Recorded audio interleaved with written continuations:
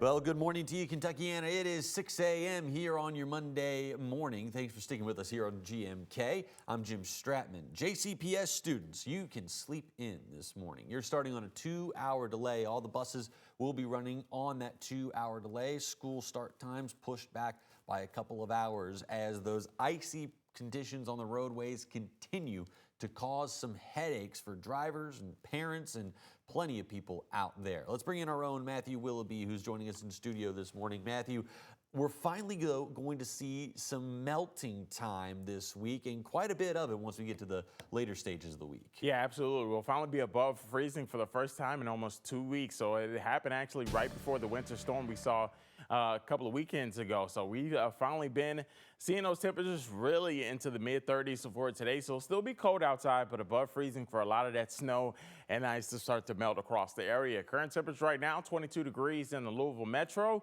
and 22 degrees in Shepherdsville, E-Town at 22 as well. Down in Shelbyville, 19 degrees. Feel like temperatures a little bit colder outside. Louisville at 14, 9 in LaGrange, and 24 in Mitchell for this morning. Give you a look at that sunrise today. We'll see that in just over an hour and a half at 7:47, and we'll see about 10 hours and 20 minutes of sunlight today. But by the end of the month, about 7:16. So we'll see earlier and early sunrise times as you go towards the end of the month. So satellite and radar does have a few flurries still on radar just north of Seymour into Cincinnati area, but that's expected to move out of our area for this morning. Give you a look at that Monday coffee planner. Midday will be into the mid-30s, back into this evening, right around 32 degrees. Hometown forecast for tonight does have those temperatures dipping down only into the mid to upper 20s, so it really won't be a true cold night with mostly cloudy skies sticking around. Going to make it a little bit warmer outside for you. Tomorrow does bring our temperatures up into the upper 30s for us, so we'll be close to 40 degrees finally as we go towards tomorrow. But also, we're keeping an eye on our weather impact alert day expected for your Tuesday to bring a bit of a wintry mix into our area that could have some accumulating snowfall for your evening commute. So I'll be timing out what you can expect with that in just a few minutes. But let's get a look at that traffic tracker for this morning. You can tell what to expect on those roadways. Overall, not seeing too many issues out there. Still seeing that one stalled vehicle as you get on from Gene Snyder to 64 for this morning. So that is along the exit ramp we are seeing that stalled vehicle. We'll send it back over to you, Jim. Matthew, thank you very much. We start this morning with breaking news out of Shively. One man is dead after a double shooting. Another man taken to the hospital. You're taking a live look right now at the scene playing out down in Shively. We're told that police department responded around 3:20 in the morning when they found two men had been shot in the 2800 block of 7th Street Road.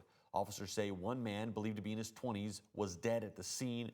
A second man, believed to be in his 30s, transported to the hospital with non-life-threatening injuries. We'll keep you updated as we continue to learn more information throughout the morning. And this morning, 3 more people are part of a growing death toll from our major winter storm. That number now sits at 15 Kentuckians who have died. Governor Andy Beshear announced those deaths over the weekend, including a 66-year-old man from Davis County, a 73-year-old man from Ballard County, and a 64-year-old man from Hart County. So far, only one person has died here in Jefferson County. That was an unhoused man named Richard Hall. Well, protests across the country continue after the shootings of Renee Good and Alex Preddy by ICE officers. Here in Kentucky, community members organized a vigil in Old Louisville to remember those who have been killed or detained by ICE. There was also a training session on civil disobedience and how to protest. WHAS11's Clarice Shaley and photojournalist Connie Offit have more.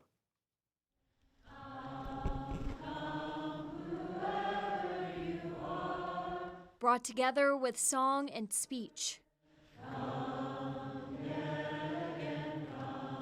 People take their seats in Old Louisville's Woodbine Chamber together in prayer and reflection after the recent ICE shooting deaths of Renee Good and Alex Preddy in Minneapolis.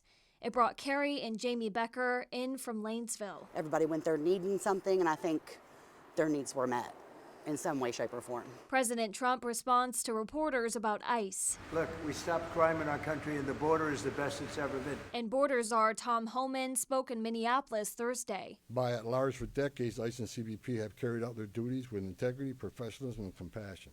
That remains the expectation under President Trump, and I will, hold our agents and officers to that standard.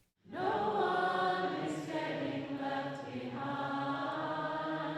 Corey Lockhart with St. William's Church was in Minneapolis last week and gives testimony to what she saw. Enough people there making noise that the ICE agents decided it was not worth their time to be there, and they got in their car and left.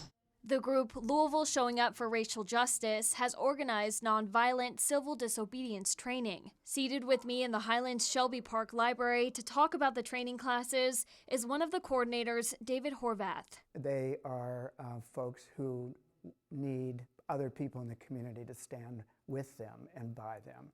And so we provide folks with skills to show up in their best selves. The class prepares people to be witnesses and bystanders in a moment of injustice. While an ICE presence in Louisville doesn't compare to cities like Chicago or Minneapolis, we hope that there isn't an invasion here, but if that happens, we are prepared to provide folks who will stand with people. Clarice Shaley, WHAS11 on your side. Now, our team was not allowed to film those training sessions yesterday. Organizers told us that they had made a commitment to the privacy of the attendees and the location's owner. And when the commandment is to love thy neighbor as yourself, it is to love everyone as yourself. Kentucky Congressman Morgan McGarvey held his own vigil this weekend by candlelight. Supporters met at Joe Creason Park to remember those who've been killed by ICE. Braving the cold, they shared their prayers, their songs, and their chants. Well, the Highland Baptist Church congregation gathered on Sunday, despite the fact that their building burned down last week. Still, the sound of prayers and songs and community filled the halls of St. Paul's Gym off of Crumbs Lane, a temporary fix.